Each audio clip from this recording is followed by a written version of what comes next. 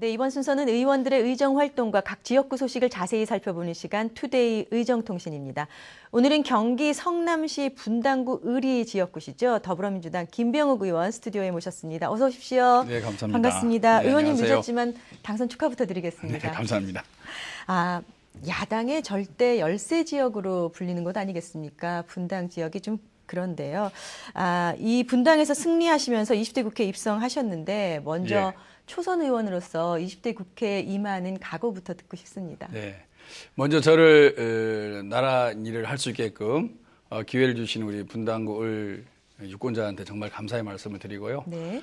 제가 국회의원으로서의 각오라고 한다 그러면은 무엇보다도 국민의 먹고 사는 문제, 네. 우리가 민생이라고 얘기하는데요.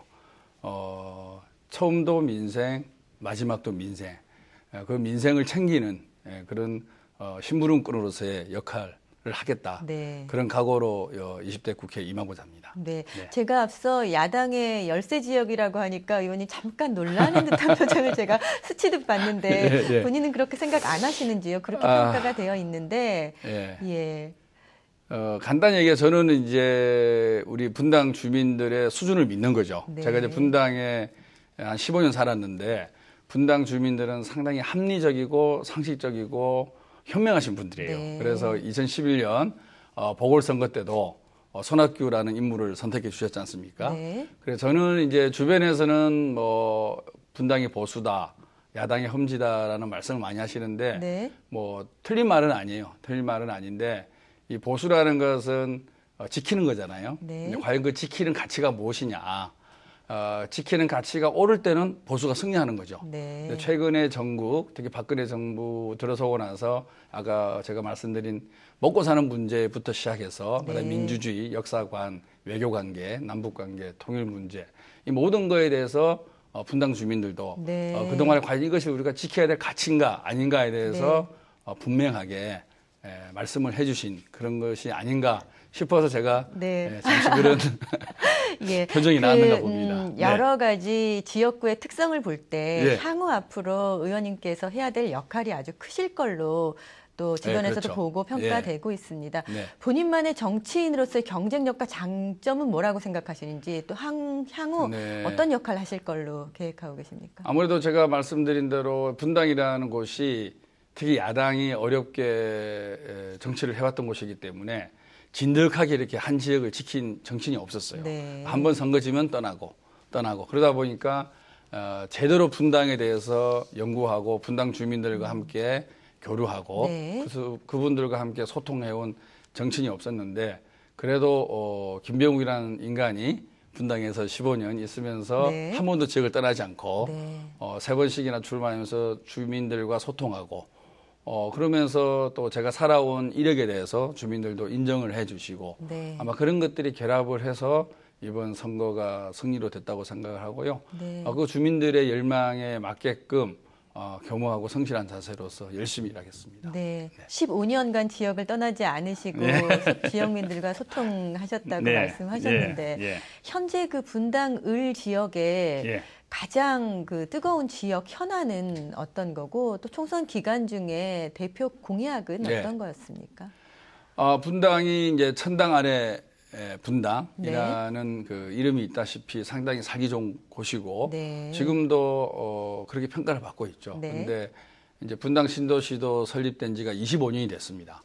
그래서 이제 아파트도 많이 노후화돼 가고 있고 네. 주변에 인프라 시설도 좀 부족하고요. 네. 네. 그리고 한국 경제의 문제점, 한국 사회 문제점이 옛날에는 약간 분당을 비껴나가는 그런 네. 모습이었는데 지금은 중산층의 하향 평준화라고 얘기할까요? 네. 대한민국의 경제적 사회적 모순이 우리 분당에도 상당 부분 투영되는 네. 구조로 가고 있다. 네. 그런 생각을 하고 있습니다. 그래서 우리 분당의 자존심을 살리는 데 제가 초점을 두고 있고요. 네. 그 방법으로서 이제 아무래도 분당이라는 곳이 70~80%가 아파트로 구성이 되어 있습니다. 네네. 그래서 노후화된 아파트. 네. 그러니까 저희 분당뿐만 아니죠. 제1기 신도시라고 하는 일산, 평촌, 중동, 네네. 삼본. 네. 그쪽에 계신 여야 정치인들과 힘을 합쳐서 가칭 제1기 신도시 지원에 관한 특별법을 만들어서 분당의 노후화된 아파트를 어떻게 하면 좋은 방법으로 재생할 수 있을지, 네. 그러니까 재건축과 리모델링을, 그게 이제 저희 큰 현안이고요. 그다음 분당은 교육의 도시입니다. 네. 교육의 도시고 분당 어머님들이 교육에 가장 관심이 많은데요. 저희가 분당에 서울대 의과대학을 유치하겠다는 공약을 네, 내세웠습니다. 네. 그 바탕에는 분당에는 분당 서울대병원이 이미 네, 있죠. 들어와 네. 있고 아주 경영이 잘 되고 있습니다. 그리고 그 옆에 있는 구 LH 부지를 네. 분당 서울대병원이 매입을 해서 현재 메디바이오 클러스터로 육성을 하고 있어요. 네. 그래서 이미 분당 서울대병원을 주변으로 해서 이런 그 벤처기업과 그다음에 연구소 이런 것들이 이미 준비되고 있고, 네. 그다음에 이제 분당 서울대병원에 있는 우수 의료진들이 다 교수의 직을 갖고 있습니다. 네. 그래서 충분히 분당 서울대병원이 지금 현재 좀 복잡하고 시설이 노후화되어 있습니다. 네. 그래서 이전을 한다 그러면 우리 분당으로 올 것이라고 확신하고 있고요. 네. 지금 이재명 시장과 함께 분당 서울대병원을 기본으로 한 의과대학이 의과대학을 분당으로 온다 유치하는데, 그러면은 적극적으로 협력을 해서 반드시 임기 내에 의과대학을 유치하려고 하고 있습니다. 네. 그래서 분당을 다시 레벨업 시킬 그런 준비를 하고 있습니다. 그 일기 신도리 씨로서의 분당의 명성을 다시 찾는 네. 제2의 전성기를 그렇죠. 누리게 분당 하겠다. 르네상스 시대를 열어가겠습니다. 네.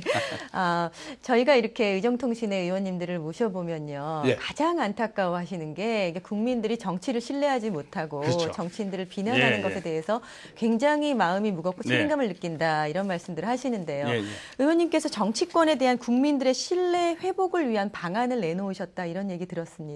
어떤 내용입니까? 예, 저희가 이제 원내에 들어와 보니까 네. 그동안의 언론이나 이런 그 여론에 비해서 네. 상당히 국회의원들이 열심히 움직이고 네. 아무래도 제가 초선 위주로 많이 만나다 보니까 그런 네, 네. 걸 느끼는지 모르겠는데 생각 외로 국회의원들이 3D 업종이더라고요. 네. 아침 일찍 나와서 밤 늦게까지 일해야 되고 네. 그리고 이제 제가 알고 있던 것보다는 뭐 경제적, 뭐 법적 지위가 뭐 저도 특권이라는 표현을 썼긴 썼는데 선거 네. 때 네. 그런 정도는 아니지 않나라는 생각을 합니다. 네. 그럼에도 네. 불구하고 우리 정치권이 항변을 하더라도 국민들이 정치권에 대해서 불신이 높은 거는 사실이라고 보고요. 네네. 그 불신을 극복하기 위해서는 어떠한 말보다도 실천과 행동이 중요하다고 생각하고 네. 그 실천과 행동 중에서 자기 것을 내려놓는 그런 것이 있을 때 네. 가장 국민들한테 감동을 주지 않냐. 그런 차원에서 제가 세비의 50%를 기부하고 네. 그다음에 국회의원들도 지방자치단체장과 시도의원들처럼 주민소환제, 그러니까 이제 국회의원들은 국민소환제가 되겠죠. 네. 그래서 법률적으로는 논란이 있다고 알고 있습니다. 국회의원은 네. 헌법기구이기 때문에. 네. 하지만은 국민들의 눈높이에서 본다 그러면 같은 선출직인 지방자치단체장이나 뭐 국회의원이나 어쨌든 부정과 비리의 소지가 있을 경우에는 국민들이 국회의원을 네. 소환할 수 있는 그런 것들이 입법이 되는 것이 네. 그리고 그 입법으로 인해서 국회의원들도 스스로 몸가짐을 조심하게 하는 예방적 효과도 상당히 있다고 생각을 합니다. 그래서 네. 국회의원 국민소환제를 도입하는 법안을 발의 중에 있습니다. 네, 이제 구체적으로 계획을 가지고 계시는군요. 발의할 보통- 예정입니다. 네, 예, 예. 보통 이제 의원들께서 월화수목 금금금 이렇게 생활을 하시고 예, 예. 또 특권도 사실은 많이 내려놓으려고는 하고 있습니다만은 국민들의 눈높이에 맞추려면 그렇죠. 더 그 낮춰야 갭이 한다. 상당히 큰 것 같아요. 예, 가시적인 제가 들어와 보니까 네, 내용을 준비를 하시고 계신다 예, 이런 예, 말씀 예. 같습니다. 더불어민주당의 20대 국회 첫 원내 부대표가 되셨어요. 예, 그 예. 초선이시고 여러 가지 국회에서 톡톡히 그 역할을 하셔야 할 텐데요.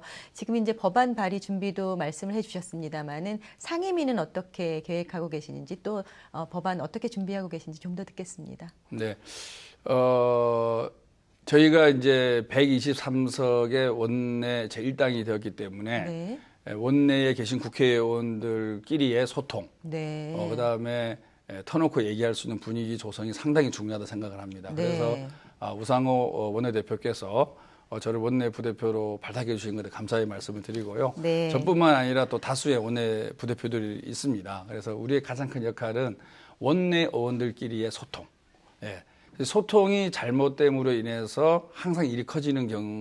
경우를 많이 봤습니다. 네. 그래서 우리가 서로가 터놓고 얘기하는 이런 문화를 만들어 간다 그러면 네. 당내의 작은 이견들은 다 해소가 되지 않을까. 네. 그래서 소통에 가장 앞장서려고 하고 있고요. 분당은 아까 말씀드린 대로 우리 유권자들 특히 이 어머님들이 교육에 가장 관심을 많이 갖고 네. 있습니다. 그래서 교육문화 체육 관련 상임위를 가고 싶은데 네. 워낙 경쟁률이 세다는 말씀을 그렇다고 들었습니다. 하더라고요. 예, 예. 네. 그래서 당에서 배려를 해주신다면 네. 그런 상임에서 일을 하고 싶습니다. 교문위에서 예. 일을 하고 예, 싶으시다는 예, 예. 말씀이시군요. 예. 20대 국회가 열리고 보니까 초선의 역할이 참 중요하다 이런 얘기를 네. 저도 많이 듣고 있습니다. 예, 아마 예. 의원께서도 그렇게 생각을 하고 계실 텐데요. 예, 예. 박수 받는 20대 국회가 되기 위해서 의원님의 역할은 뭐라고 생각하시는지 앞으로 그 의정 활동하는 계획은 또 어떠신지 각오 마지막으로 좀 듣겠습니다. 네. 국가의 존재 의미가 여러 가지일 수 있겠는데요. 국회의 입장에서 본다 그러면은 아무래도 조금 힘없는 사람들, 조금 덜 배운 사람들, 네. 조금 경제적으로 여유가 없는 사람들을 보살피고 그분들한테 따뜻한 눈빛을 줄 수 있는 그런 사회를 만들어 가는 게 가장 중요하지 않나 생각을 하고 있습니다. 그래서 제 생각으로는 기득권자들은 사실 국가가 거추장스러울 수도 있을 수 있겠어요. 네. 근데 아까 말씀드린 대로 그런 소외된 자, 어려운 분들은 반드시 국가가 필요로 하죠. 그래서 네. 국가가 존재하는 거고 그 국가를 지탱하는 것이 법이고 그 법을 만드는 것이 국회이기 때문에 제가 지금 생각하고 있는 것은 그러한 어려우신 분들의 다수를 위해서 네. 제가 어떻게 하면 일을 할 수 있을까라는 생각을 하고요. 일례로 뭐 지금 최근에 정부가 미세먼지 대책으로서 경유값 인상이라는 네. 방안을 내세웠지 않습니까? 근데 경유차를 이용하는 대다수가 영세 자영업자들과 소상공인들인데 네. 그런 분들의 고통과 애환에 대한 배려나 고려 없이 정부에서 어떻게 보면 지난번에 담배값 인상하고 비슷한 거죠.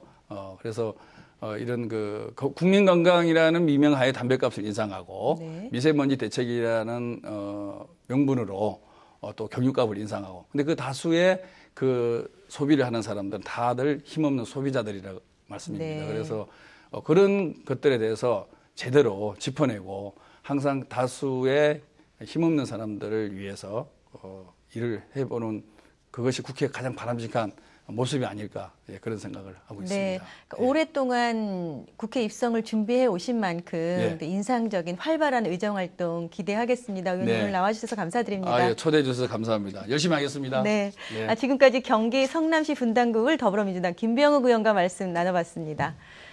최근 미세먼지에 대한 국민적 불안감이 확산되고 있는 가운데 정부와 새누리당은 오늘 당정 협의를 갖고 미세먼지 대책 방안에 대해 논의를 했습니다. 오늘 회의에서는 정부가 미세먼지를 줄이기 위한 대책을 마련하는 과정에서 나온 경유값 인상과 직화구이집 규제 방안이 논란이 됐다고 하는데요. 이런 근시안적인 대책으로는 국민의 신뢰를 얻지 못할 것이라는 지적의 목소리가 높습니다. 정부는 내일 오후 2시 서울 청사에서 미세먼지 관련 대책을 발표한다고 하는데요. 미세먼지 무엇보다 국민들의 건강과 안전에 직결된 사안인 만큼 모쪼록 국민 불안을 해소할 수 있는 근본적이고 실효성 있는 대책을 내놓기를 바랍니다. 생방송 국회 투데이 브리핑 오늘 여기까지입니다. 시청해 주셔서 고맙습니다.